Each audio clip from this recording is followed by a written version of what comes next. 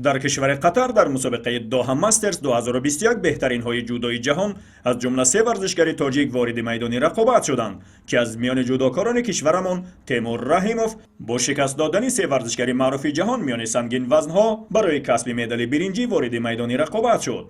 او صاحب مدال نشده باشد هم در پنجگانه بهترین شامل گردید و در آستانه بازی‌های المپی با 648 امتیاز المپی بسیار مهم به وطن برگشت.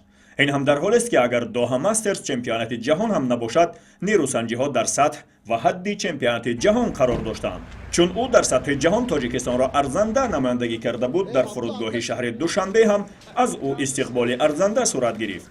مسئولان و مخلصان ورزش او را با گلدسته ها پیشواز گرفته ابراز داشتند در مسابقه های ماسترز در میان سنگین وزنها تا کنون چنین نتیجه را کسی به دست نآورده است. تیمور به مدال اما با امتیازهای مهم به وطن برگشت که برای دریافت راهخط المپی به توکیو بسیار کمک میکند.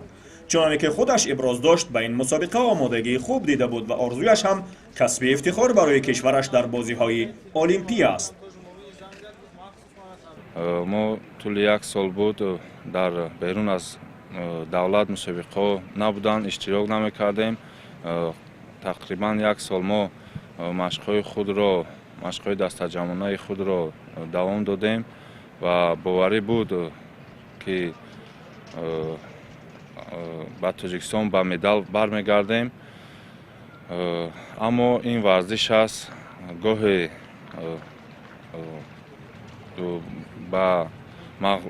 گاهی برد میکنی، گاهی مغلوب میشوی، اما باید دلشکسته نشوی، زیرا در پیش ما را بازی‌های المپی انتظار است که در 4 سال یک مرتبه می شود. همه تلاش ما برای به دست آوردن مدال بازی‌های المپی است.